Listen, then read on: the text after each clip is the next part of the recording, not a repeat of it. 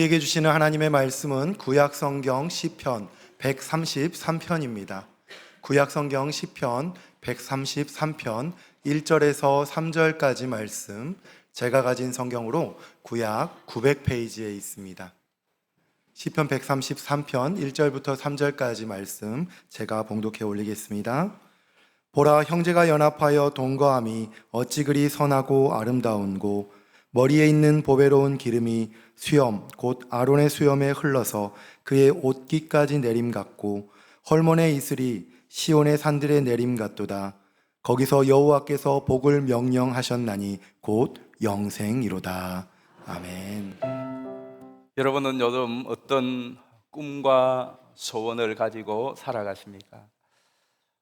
사람마다 꿈이 있고 또 소원이 있습니다. 그런데 내가 가지고 있는 그 꿈이 하나님의 꿈과 일치하고 있는가? 우리가 꿈꾸는 교회가 있고요, 우리가 꿈꾸는 가정이 있고, 우리가 꿈꾸는 세상이 있다고들 말합니다. 그런데 우리가 꿈꾸는 내 가정, 교회, 세상이 하나님이 꿈꾸시는, 하나님이 소원하시는 것과 일치하고 있는가 하는 것이에요. 내가 꿈꾸고 내가 소원하는 것과 하나님이 꿈꾸시고 하나님이 소원하시는 것 중에 어느 것이 더 좋을까요? 어느 것이 더 베스트일까요? 저는 제가 꿈꾸는 것이 있어요. 제가 소원하는 것이 있습니다. 교회를 향하여, 가정을 향하여. 그러나 이것이 하나님이 정말 꿈꾸시고 소원하시는 것인가 하는 것을 체크해 봅니다. 왜냐하면 내가 꿈꾸는 것, 내가 소원하는 것이 아무리 거창하고 좋다고 해도 그것이 하나님의 꿈과 소원이 아니면, 하나님께서도 분명히 우리에게 소원이 계시고 여러분을 향한 하나님의 꿈이 있고요, 여러분의 가정을 향한 하나님의 꿈이 있지 않겠습니까? 하나님도 우리와 같은 인격을 가지신 분이세요. 우리 서울 서교회를 향한 하나님의 뜻, 하나님의 꿈이 있지 않을까요?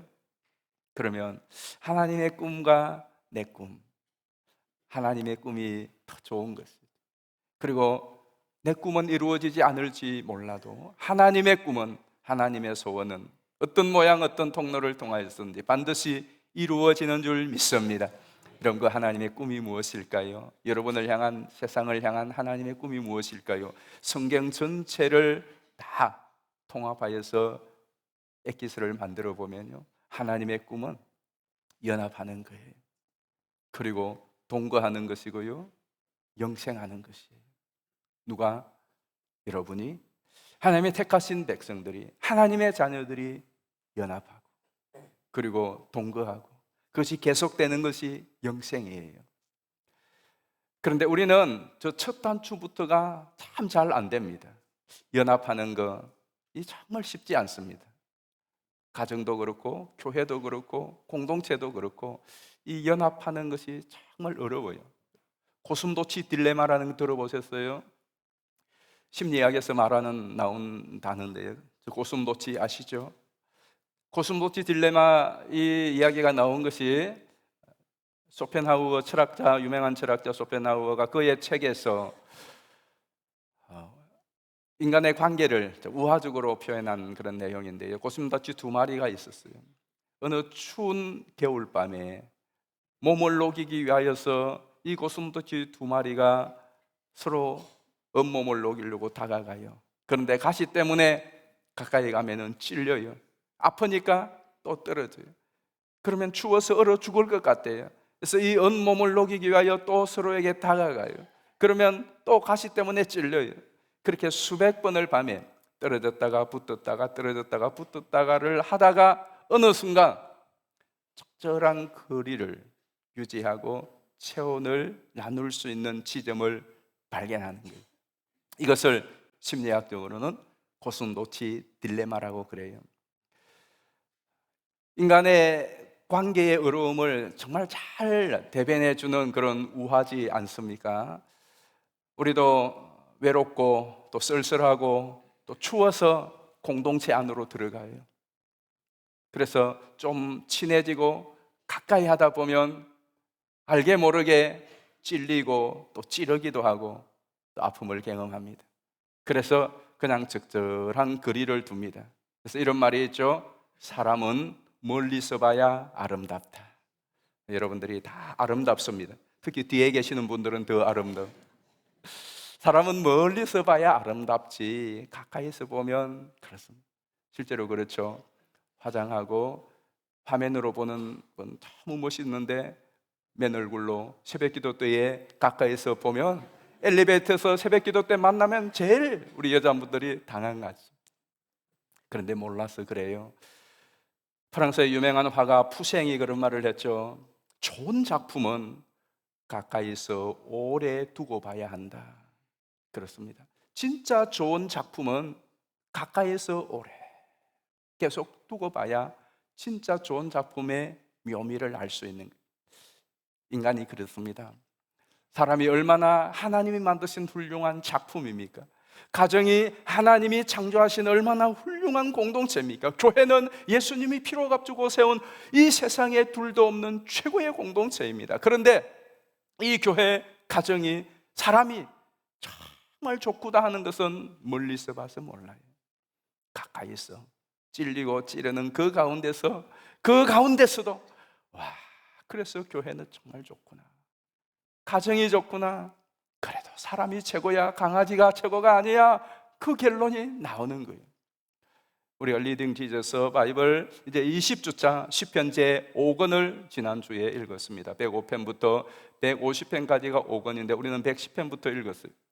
이 5권의 내용은 회복과 구원 그리고 감사와 찬양의 내용입니다.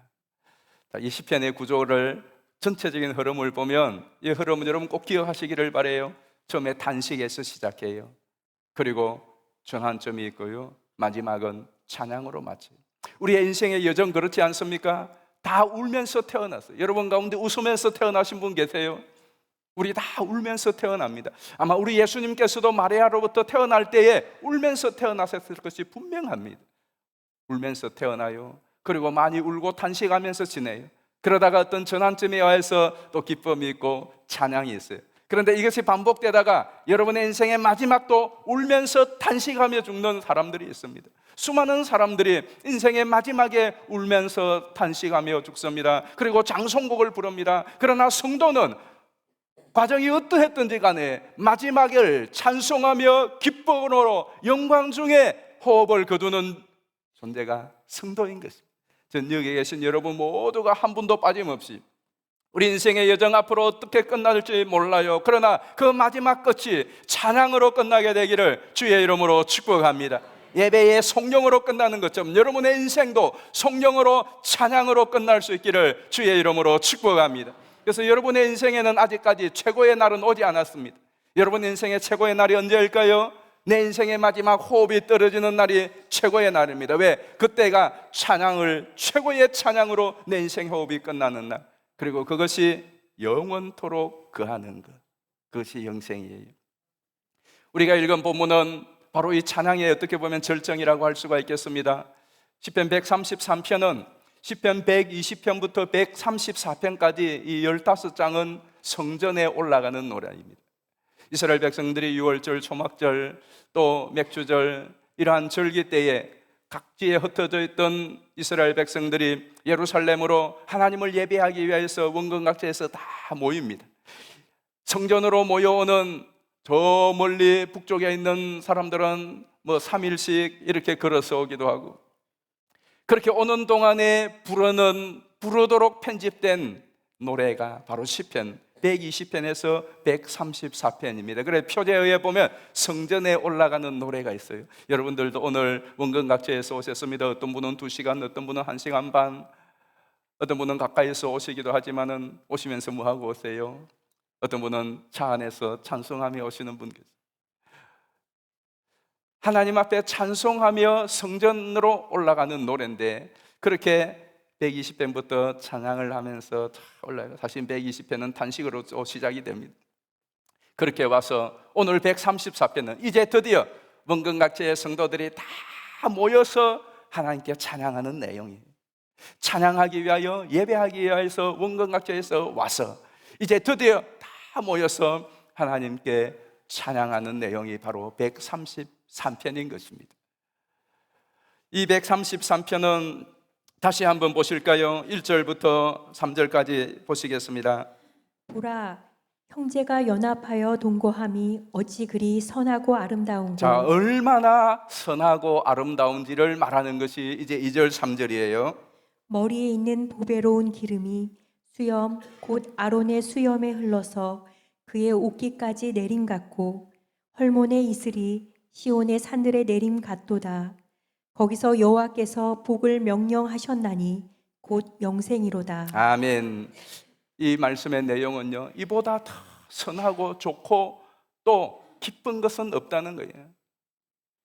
이 세상에 그 어떤 연합, 또 이 세상에 그 어떤 것보다 더 선하고 아름다운 것이 바로 성도가 연합하여 함께 거하는 거죠.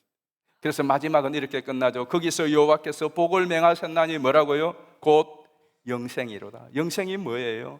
영생이 쭉 살아가는 것이 영생입니다. 여러분, 그런 때 있잖아요. 오늘 너무 좋아요. 오늘 너무 좋아요. 그러면 어떤 마음이 들죠? 이 오늘이 계속 되었으면 좋겠다. 그게 영생이거든요. 이것이 바로 우리를 향하신 하나님의 꿈이에요. 형제가 연합하여 동거하는 것이 너무너무 아름다고, 하나님은 이게 하나님의 꿈이에요. 이것이 계속 되어지는 것, 이것이 하나님의 꿈이에요. 그래서 첫 번째 하나님의 꿈은 형제가 연합하는 겁니다. 이것이 바로 공예배입니다. 다시 한번 보실까요? 1절 말씀 같이 읽겠습니다. 시작. 보라, 형제가 연합하여 동거함이 어찌 그리 선하고 아름다운고. 첫 단추가 연합이에요. 하나님께서는 사람을 만드실 때에 어떻게 창조하셨는지 1장 26절에 보면 이렇게 말씀하셨어요. 우리의 형상을 따라 우리의 모양대로 우리가 사람을 만들자. 저기에 특이한 것이요, 계속 우리라는 말이 등장합니다. 우리의 형상을 따라 우리의 모양대로 우리가 사람을 만들자. 뭐가 강조되죠? 우리가 강조되고 있어요. 우리가 누구죠? 성부, 성자, 성령 하나님이 우리를 창조하실 때에 하나님께서 사람을 창조하실 때에 성부, 성자 하나님께서 함께 성부, 성자, 성령 하나님의 형상을 따라 만드셨어요. 그래서 하나님은 애초부터 연합체로 계시는 분이에요. 삼위, 그래서 일체예요. 삼위가 하나로 연합하여 계시는 분. 이 신비한 이 신비를 아직도 기독교가 탄생해야 했지만 지금까지 풀어내지 못하는 숙제 가운데 하나가 바로 삼위일체예요.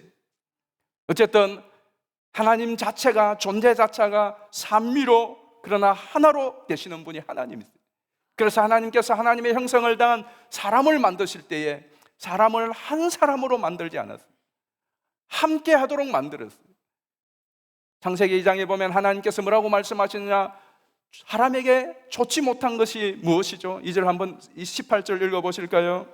여호와 하나님이 이르시되 사람이 혼자 사는 것이 좋지 아니하니 내가 그를 위하여 돕는 배필을 지으리라 하시니라.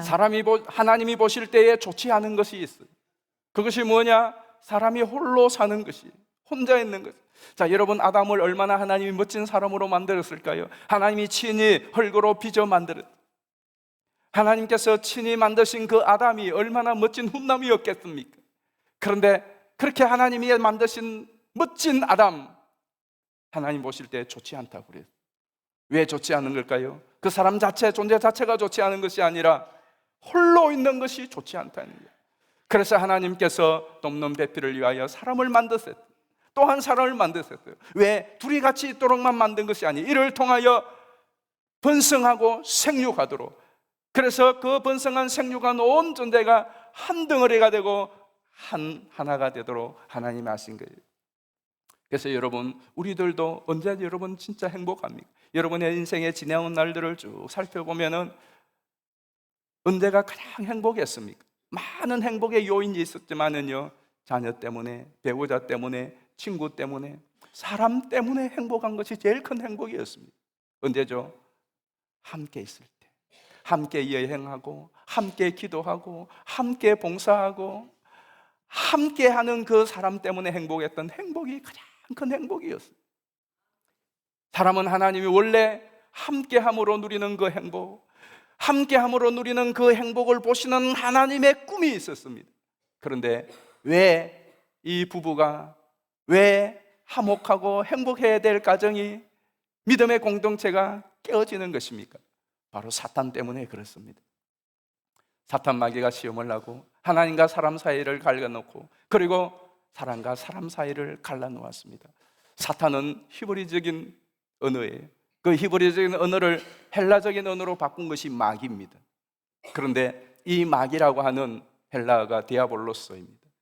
디아볼로스는 우리 영어식 발음으로 익숙하죠. 디비전이라고 하는 단어 있습니다. 디바이드, 나누는 거, 분리하는 거. 그러니까 사탄 마귀의 존재 자체가 뭐냐? 분리하다, 이간질하다, 참소하다. 왜 참소하고 고소합니까? 분리하고 이간시키기 위해서. 왜 사람이 험담합니까? 분리하고 이간시키기 위하여. 왜 중상모략하고 비방합니까? 분리하고 이간시키기. 여러분, 그래서 중상모략하고 비방하고 험담하고 뒷담화하면은 그것은 반드시 이간질이 되고 분리를 낳습니다. 사탄이라고 하는 존재 자체가, 그 이름 자체가 뭐냐? 참소하고 이간질시키는, 그래서 분리시키는 거예요. 하나님의 존재 자체, 하나님의 본체는 뭐냐? 연합입니다. 세 분으로 계시지만 한 분이신 분이 바로 하나님이십니다. 그런데 사탄은 하나를 이간질시켜요. 그래서 사탄의 이름이 디아볼로스예요. 디비전, 디바이드 하는 것입니다. 어떤 것을 통하여? 중상, 모락, 이간질, 오만 것을 통하여서 그렇습니다. 그래서 거기에서 갈등이 나오고 투쟁이 나오고 비극을 쌓는, 사람도 그렇지 않습니까? 여러분이 부부 사이에 가정생활을 하다가 화가 날 때도 있고요, 또 잘못하고 이런 어려움이 있을 때 있습니다. 그때에 내가 하는 말이, 내가 하는 판단이 우리 가정을, 우리 부부 사이를, 우리 친구 사이를 깨는 것이냐, 나누는 것이냐, 봉합하는 것이냐에 따라서 내가 사탄의 편에 서고 사탄의 획책에 휘말리느냐, 아니면 하나님의 편에 서고 하나님의 꿈을 이루는 것이냐, 차이가 있어요. 교회도 마찬가지입니다. 각 부서 기관에서도 문제가 뻥뻥 터질 수 있습니다. 그때에 내 말이, 내 행동이 하나됨을 지키는 것이냐, 아니면은 이 말을 통하여, 이 행동을 통하여 하나됨을 갈라놓는 것이냐에 따라서 내가 사탄 마귀의 술책과 핵책에 넘어가느냐, 아니면 하나님의 꿈을 이루는 사람이 되느냐가 갈란돼요. 사탄은 우리로요 나누게 만들어요. 사탄은 우리로 분리하게 만들어요. 많은 방법을 동원했어요. 우리를 나누게 만들고 분리하게 만들고. 그게 사탄의 전략입니다. 사탄의 전략입니다. 특별히 여러분, 친구 사이도 마찬가지, 부부 사이도 마찬가지, 동료들 사이도, 신앙의 교우들 사이도 마찬가지입니다. 교회 생활도 마찬가지입니다. 다 뭐 때문에 다투고 싸우죠? 옳은 것 때문에, 자기가 옳은 것 때문에 싸웁니다. 그래서 이게 맞잖아, 이게 틀리잖아. 그런데 이게 맞잖아, 틀리잖아가 연합을 위한 것인지 아니면 분리를 위한 것인지 판단해야 돼요. 내가 옳음을 지적하고 바름을 지적해서 분리가 이루어진다면 그건 사탄의 계획에 말려든 것입니다.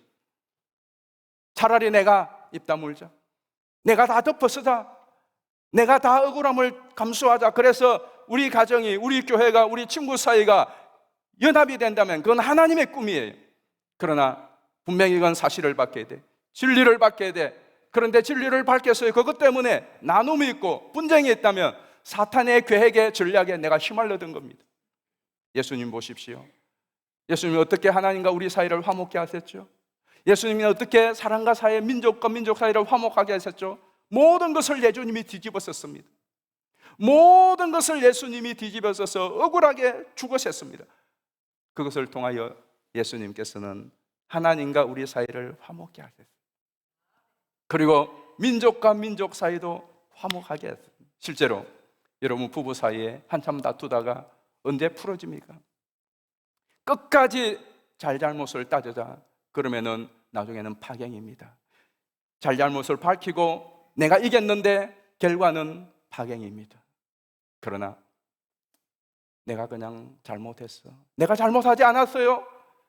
그런데 내가 잘못했어, 미안해, 내가 잘못했어, 진심으로 내가 잘못했어, 좀 더 참아줘야 되는데, 그러면 화목이 돼요. 부모와 자식 간에도 마찬가지예요. 남이 아니잖아요. 교회 안에서도 마찬가지예요. 내가 잘못한 거 없어요. 네가 잘못한 게 맞아요. 그런데 이게 분쟁이 됐어요. 그러면 내가 잘못했어. 내가 미안해. 네가 잘못한 것이 다 내 잘못이야. 내 탓이야.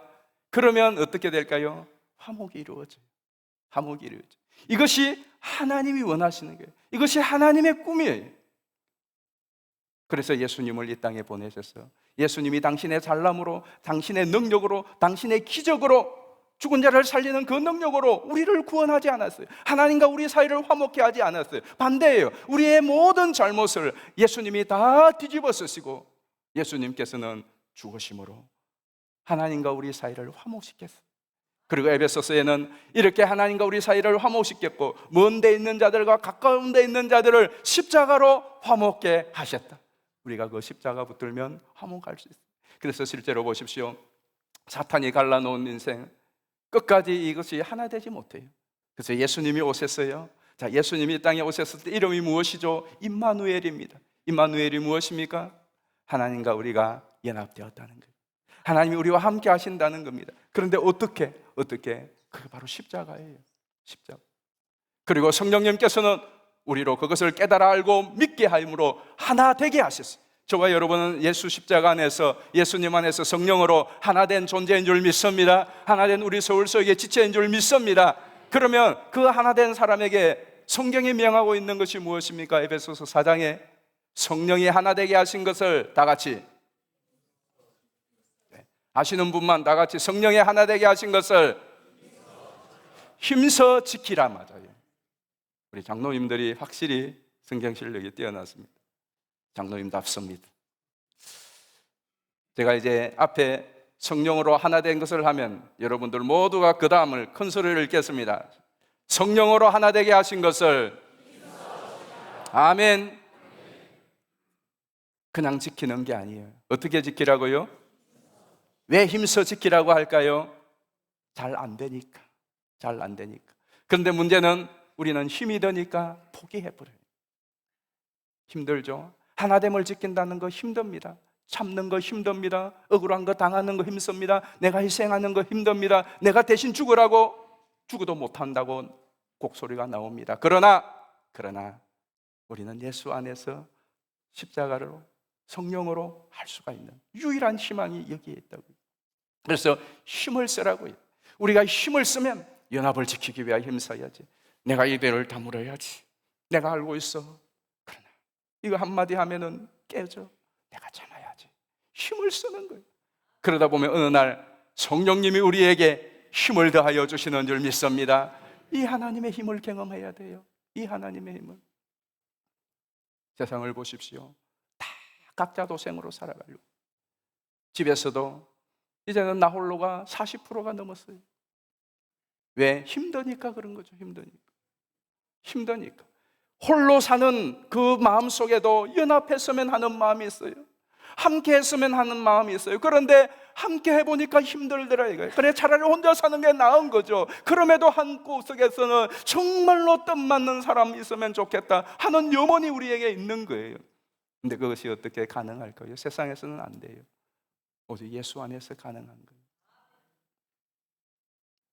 그래서 이 하나됨을 지키는 것, 그리고 이 하나됨을 또 확인하는 것이 뭐냐? 공예배입니다. 이 예배가 그렇게 중요한 거예요.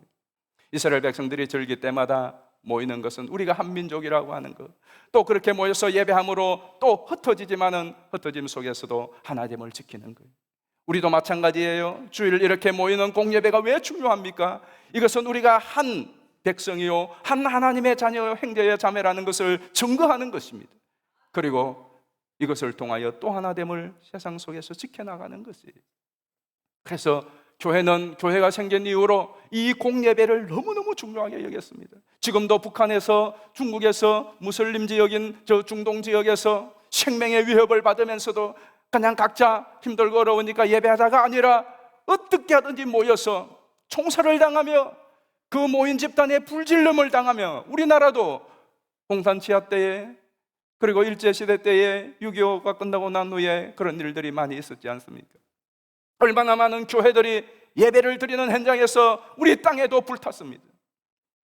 교회 안에서 예배를 드리다가 집단 총살을 당하기도 한 역사가 우리 역사 속에도 있습니다. 그럼에도 불구하고 공예배를 사수했습니다. 카타콤의 그 지하 속에서도 공예배를 사수했습니다. 우리는 곧 코로나 때에도 공예배를 위하여서 함께 온라인을 통하여서도 얼마나 감사한 일입니까? 온라인이 있어서 그렇게 해서라도 접속하여서 온라인 상으로도 이 공예배를 지켜나갔습니다.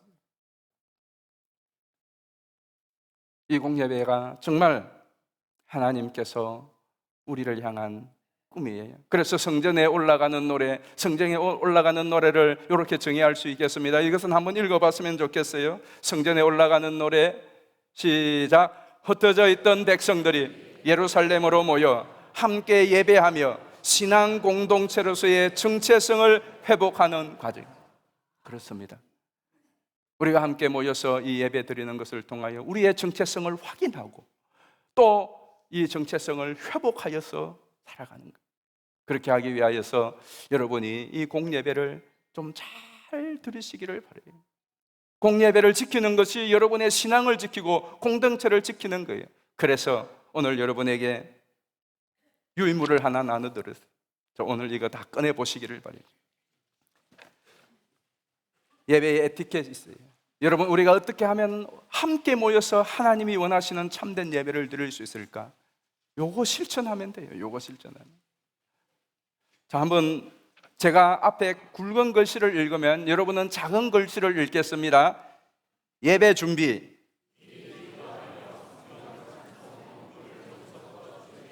여러분, 그렇게 하고 오늘 이 2부 예배에 오셨어요?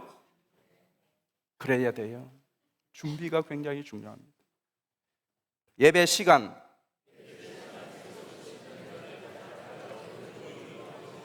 예. 어느 교회는 예배 시간인데 문을 잠궈버린대요. 여기 계신 여러분들은 오늘도 보니까 한 5분 후 3은 예배 미리 전에 10분 전에 오셨어요. 근데 그 외의 분들은 10분이 지나고 난 후에 오셨어요. 10분이 무슨 그 중요한 선은 아니죠. 그래도 우리가 하나님을 예배하고 또 우리 공동체를 위하여서 내가 예배 늦게 하고 예배 시작하는데 오면은 공동체 예배에 방해가 될 수 있어요. 그래서 내가 이 공동체 예배를 위하여 정한 시간, 그 시간 전에 와서 준비하며 함께 찬양하는 것 얼마나 중요합니까? 그 다음 읽습니다. 예배 태도.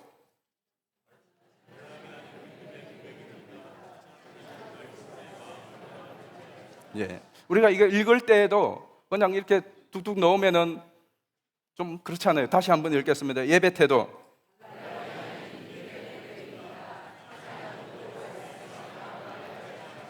예, 그렇게 맞춰서 이렇게 읽으니까 훨씬 좋잖아요. 이게 바로 공동체 예배예요.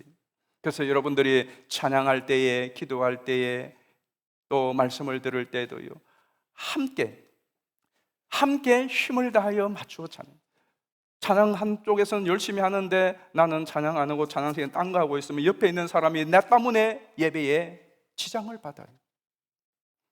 예배 시간에 덥다고 부채 막 붙이는 사람, 그 부채 붙이는 것 때문에 주변에 있는 사람이 심란해요.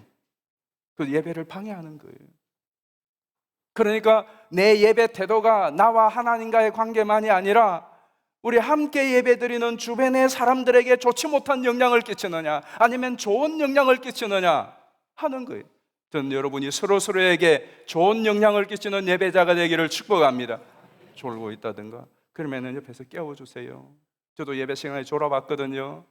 스스로 못 이긴다고요. 그런데 그 조는 사람 때문에 다른 사람이 성가대 때문에 여기서 시험받고 여러분들 때문에 성가대원들이 시험받는 분들이 많이 있어요. 저기서 다 보이잖아요. 저분은 왜 저렇게 설교 시간에 눈을 감고 있을까? 왜 이렇게 지금 찬양 시간인데 주보 보고 있을까? 시험이 된다고. 그럼 여러분의 행위가 이 예배의 공동체에 하나님이 기뻐하시는 예배를 깨뜨린다고요.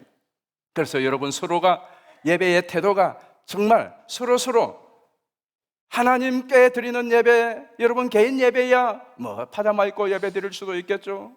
여러분이 누워서 예배 드릴 수도 있겠죠. 뭐 하나님은 마음을 보시니 받는다 할지라도 공동체 예배는 아니에요. 공동체 예배, 우리가 공적으로 예배를 드리는데 나 한 사람 때문에 이 예배가 분위기가 몇 사람이라도 깨어진다면 안 된단 말이에요. 다섯 번째, 예배의 자리.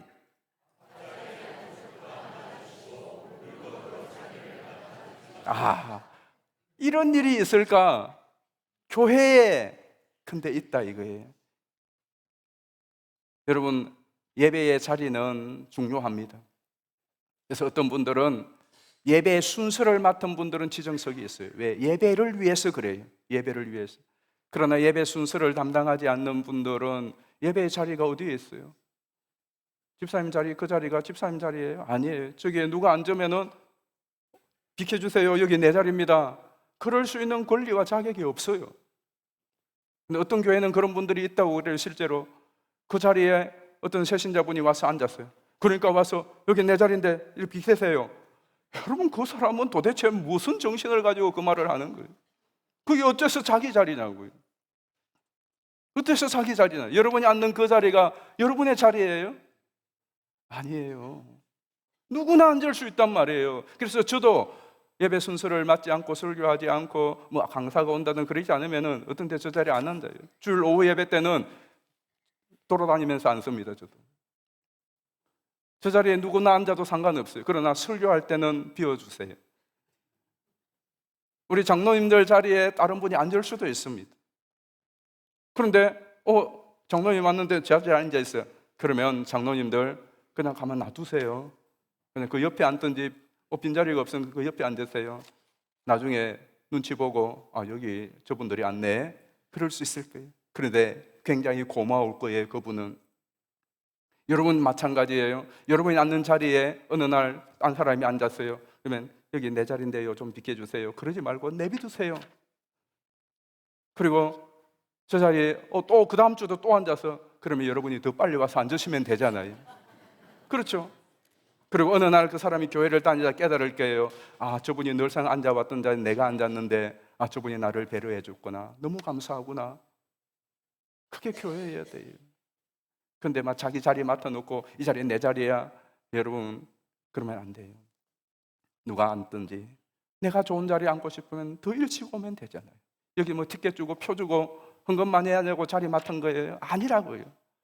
그래서 이 자리 하나도요, 공동체 예배에 얼마나 중요한지. 그리고 할 수 있으면은 빈자리들이 많이 보이지 않도록 와서 앞에 앉아주는 거예요. 내가 어디 자리에 앉으면은 예배에 도움이 될까? 그런 마음들을 가지는 거예요. 그 다음 읽겠습니다. 핸드폰.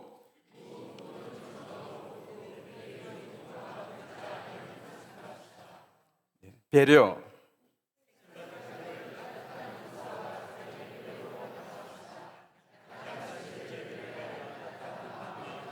예, 그렇죠.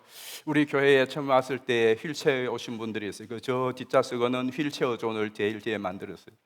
그래서 제가 기도했어요. 하나님, 휠체어를 타신 분이 오셔서 제일 마음 편하게 있을 수 있는 곳이 어딜까? 제일 앞자리에 하면 편할 수도 있을, 어느 자리 할까요? 그런데 가운데 자리도 편할 수 있을 것 같아요. 근데 휠체어에 타신 분들의 말을 들어봐요. 왜 앞에 안 하면 사람들의 눈총이 따가워. 보이는 데 있으면 저 자리가 좋은데 지나다니는 사람하고 막 이렇게 다녀요. 불편한 거예요. 그런데 우리 교회에서 전망이 제일 좋은 자리가 저 뒤쪽 자리입니다. 그러면 성가대하고 다 좀, 저쪽에서도 제가 앉아봤는데 성가대가 안 보여요. 그리고 다른 사람들의 눈치 받지 않고 본인들도 조망을 잘 가지고 또 동선에 지장 두지 않고, 장애인들은 그렇거든요. 다른 사람들에 피해주고 다른 사람들이 눈총 주는 그것이 제일 큰 부담이거든요. 그래서 그걸 배려해서 저 뒷자리를 만들어 두었습니다. 여러분들이 서로 마찬가지예요. 서로를 좀 배려해 주는 거, 서로를 좀 따뜻하게 섬겨주는 거. 예배가 하나님 앞에 나만 반듯한 예배를 드리는 것이 전부가 아니라 함께 서로 연합하는 그것 자체가 하나님께 예배인 줄 믿습니다. 그 연합을 위하여서요, 서로 배려하고 또 서로 따뜻하게 환대해주고, 그것이 하나님이 받으시는 진짜 좋은 예배예요. 마지막, 송년까지 예배입니다.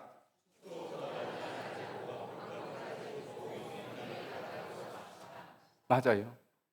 광고도 예배예요. 그러니까 축도만 마치고 나가시는 분이 있어요. 서울서교의 공동체가 아니고 서울서교의 성도가 아닌 방문자들은 축도 마치고 나가도 상관이 없어요. 그러나 나는 서울서교회 교회면 축도만 마치고 나가는 분은 뭐예요? 광고는 나하고 상관없는 거예요? 아니에요. 광고도 예배예요. 그래서 우리 장로님들하고 아직까지 이야기는 안 했는데요, 한 달 동안 지켜보고 7월 말에는 광고를 설교 전에 옮겨서 미리 광고하고 다 하든지, 아니면은 광고 시간에 문 다 잠고 송령할 때 문을 개방하든지, 그런 교회들이 들어 있습니다. 그런 교회들이 우리 근처에도 그런 교회가 있어요. 송령할 때 문을 열어주는. 그 대신에 정말 급하고 빨리 나가야 될 분은 뒤에 우리 교역자들한테 사전을 이야기하고 문 열어주고 나가도록 할까. 근데 저는 여러분들이 그런 정도의 우리 서울서교회 성도님들 아닌 줄 믿어요. 근데 여러분, 왜 그렇습니까? 공동체 예배가 그냥 예배 하나 끝나고 딱 끝나는 것이 아니라 마지막 광고까지 우리 공동체에 무슨 일이 있는지, 우리가 뭘 해야 하는지, 그것이 진정한 예배자예요. 그래서 여러분 모두가 이 예배의 에티켓, 이거 꼭 지키면서 한번 우리 공동체 예배가 하나님이 기뻐하시고 원하시는 그런 예배가 될 수 있기를 주의 이름으로 축복합니다. 두 번째 꿈은 형제가 동거하는 것이에요. 이것은 뭐냐 하면은 교제하는 것이에요. 자, 우리 1절 말씀 다시 한번 보겠습니다. 보라, 형제가 연합하여 동거함이 어찌 그리 선하고 아름다운고. 자, 동거한다는 것은 가장 큰 의미는 지속적인 겁니다. 지속적인. 한 번으로 끝나는 것이 아니라 계속 하는 것. 사람이 좋은 사람 만나서 데이트하고 연애할 때 참 좋습니다. 데이트하고 연애하다가 정말 좋으면은 결혼하잖아요. 근데 결혼을 막상 해보니까 불편하고 힘든 것이 많습니다. 그래서 또 헤어지기도 해요. 근데 그것을 잘 지속해 나가는 것이 중요해요. 교회 생활도 신앙생활도요, 연애만 하는 사람이 있습니다. 어떤 사람인 줄 아십니까? 내가 연애할 때는 필요할 때 잠깐 만나서 차 한잔하자, 밥 먹자, 그리고 지나다가 그냥 만나고 또 수 털리면 안 만나고. 교회도 마찬가지예요. 예배 시간에 와서 은혜되고 좋은 거 내가 좋을 때만 오고, 그러나 봉사하고 섬기고 순모임하고 하는 데서는 너무 불편하고 힘드니까 그냥 예배만 드리고 나가요. 아직도 연애하고 있는 거예요. 그런데 연애하는 동안에는요, 결혼의 그 놀라운 축복을 경험할 수는 없어요. 하나님이 결혼을 통하여 약속하신 그 축복을 연애하는 동안에 경험 못해요. 하나님이 교회를 향하여 주신 그 놀라운 축복, 그 축복이 어디서 나오느냐? 연합하여 동거할 때 나오는 거예요. 소그룹으로 함께 순모임도 하고 또 봉사부서에 들어가서 봉사도 하고, 그러면은 찔리고 찌르기도 해요. 그러나 그 속에서 참된 공동체의 축복이 있어요. 자, 그래서 오늘 본문 보시면은 어떤 축복이죠? 시편 133편 2절 3절 다시 한번 우리 같이 읽어봅니다. 시작. 머리에 있는 보배로운 기름이 수용 곧 아론의 수염에 흘러서 그의 어깨까지 내린 같고 헐몬의 이슬이 시온산에 내린 같도다. 거기서 여호와께서 복을 명령하셨으니 곧 영생이로다. 2절에 보배로운 기름이 흘러내리는 것은 영적인 축복을 말합니다. 3절에 헐몬산의 이슬이 흘러내리는 것은 우리의 삶의 풍성한 축복을 말합니다. 이 영육의 풍성한 하나님의 은혜와 축복이 어디서 선포되었다고요? 형제가 연합하여 동거하는 거기에서. 그리고 그것이 영생은 쭉 계속되기를 원하는 것, 이것이 하나님의 꿈입니다. 이것이 저와 여러분의 소원되기를 주의 이름으로 축복합니다. 그리고 더 중요한 것은 이것이 여기에서 머물러 있어서는 안 돼요. 하나님의 꿈은 흘러가기를 원하시는. 그래서 오늘 본문에 보면 흘러내린다, 계속 흘러내린다, 흘러내리도록 저와 여러분에게 주시는 하나님의 은혜와 사랑과 축복과 이 모든 은총들이 우리 교회 안에, 우리 안에 고여 있는 것이 아니라 우리를 통하여 이 세상의 골짜기마다 황폐한 곳마다 빈들에 흘러가서 회복되고 살리는 역사가 있기를 주의 이름으로 축원합니다. 우리 교회가 그런 교회가 되기를 축복합니다. 우리 교회가 1970년 6월 19일 날 가랜동에 고 지태수 목사님을 비롯하여 20여 명의 성도님들이 모여서 첫 예배를 드렸습니다. 그리고 지금까지 56년째 교회가 흘러갔습니다. 이 자리엔 지금 50년이 넘도록 섬기신 우리 원로장로님, 또 은퇴 권사님들도 계십니다.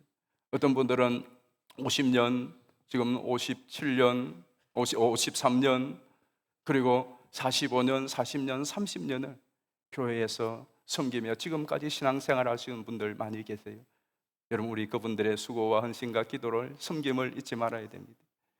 그리고 이제 우리 교회가 이곳에 지축에서 새롭게 이사하여 예배를 드린 것이 2024년 10월 27일입니다. 첫 예배를 드리고 지금 1년 8개월째 새성전 시대를 이어오고 있습니다. 여러분 모두가 정말 하나님이 원하시고 하나님이 꿈꾸시는 이 아름다운 연합을 지키며, 그리고 우리로 머물러 있는 것이 아니라 이 척박하고 황무하고 힘든 세상 가운데 이 은혜와 사랑과 축복을 흘러보내는 그러한 전초기지와 같은 우리 서울서교회 되고 여러분들이 될 수 있기를 주의 이름으로 축복합니다. 우리 함께 찬양하겠습니다. 우리에겐 소원이 하나 있네. 주님 다시 오실 그날까지 우리 교회가 이 땅에 소망이 되고 이 땅에 희망을 주고 하나님의 축복을 받고 흘러보내는 그런 축복의 통로가 되기를 원합니다. 우리에겐 소원이 하나 있네. 우리에겐 소원이 하나 있네. 주님 다시 오실 그날까지, 주님 다시 오실 그날까지 우리 가슴에 새긴 우리 가슴에 새긴 주의 십자가 사랑, 주의 십자가 사랑 나의 교회를 나의 교회를 사랑케 하네. 아멘. 주의 교회를 향한 주의 교회를 향한 우리만 희생과 포기와 포기와 가난과 고난 하물며 죽음조차 하물며 죽음조차 우리를 막을 수 없네. 우릴 막을 수 없네. 우리의 교회는 우리 교회는 이 땅에 임한 교회를 예배되게 우리를 사용하소서. 우리를 사용하소서. 진정한 부흥의 오늘 임하도록 우리를 사용하소서. 우릴 사용하소서. 성령 안에 예배하리라. 자유의 마음으로 사랑으로 사역하리라. 교회는 생명이니 교회는 생명이니 교회를 예배되게 예배되게 우릴 사용하소서. 진정한 부흥의 날 오늘 임하도록 우릴 사용하소서. 이 시간 우리 같이 기도하십시다. 우리가 내 한 사람이 먼저 참된 예배자가 되도록, 또 우리 서울서교회가 아름다운 연합을 이루은 하나님을 예배하는, 하나님이 원하시고 꿈꾸시는 아름다운 예배의 공동체가 되도록, 또 그를 통하여 우리의 소그룹과 우리의 삶의 현장에서 하나님의 은혜와 사랑과 축복이 흘러가고, 그리고 우리를 통하여 이 험한 세상의 이 땅 가운데 하나님의 사랑이 흘러갈 수 있도록 하나님 이런 은혜를 주시도록 우리 주여 한번 부르고 합심하여 기도하겠습니다.